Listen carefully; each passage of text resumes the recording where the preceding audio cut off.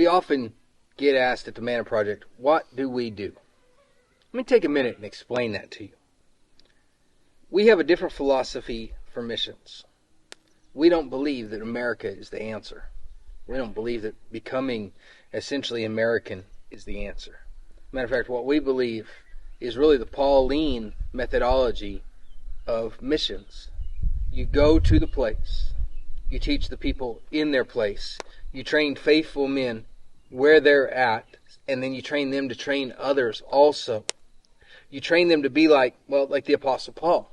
Paul would say in Acts chapter 20, as he is winding up his time at Ephesus, he's talked to the elders there, and he says, I have coveted. He says, you yourselves know, I have coveted no man's gold or silver or apparel.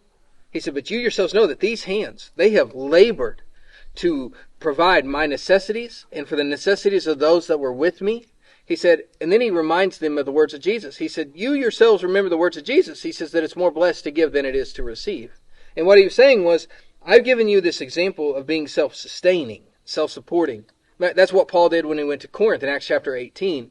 He meets with Aquila and Priscilla, and the Bible says there in verse 3 that he abode with them many days because they were of the same profession, tent makers.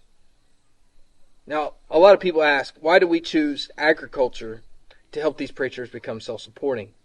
And the answer is really quite simple.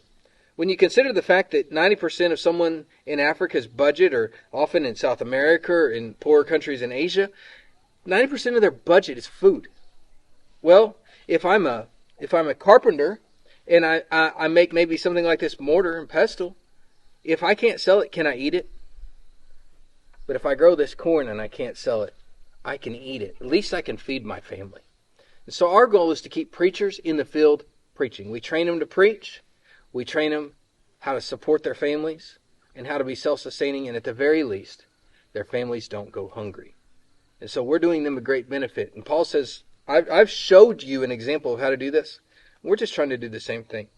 We do it differently. We don't have big, expensive, elaborate buildings. Simple huts just like this constitute our school dorms. We have a simple brick building over here that constitutes just a small schoolhouse for our preaching school. We have a preaching school here in Talawanda, Tanzania. We have one in Uganda. We've built another one in Modele, Cameroon that's on its own now. We're just simple bush schools. And we're simple bush training. We're just trying to keep it native, trying to help these guys become street preachers, preach the truth. They don't need America. They can rely on themselves and rely on the Lord.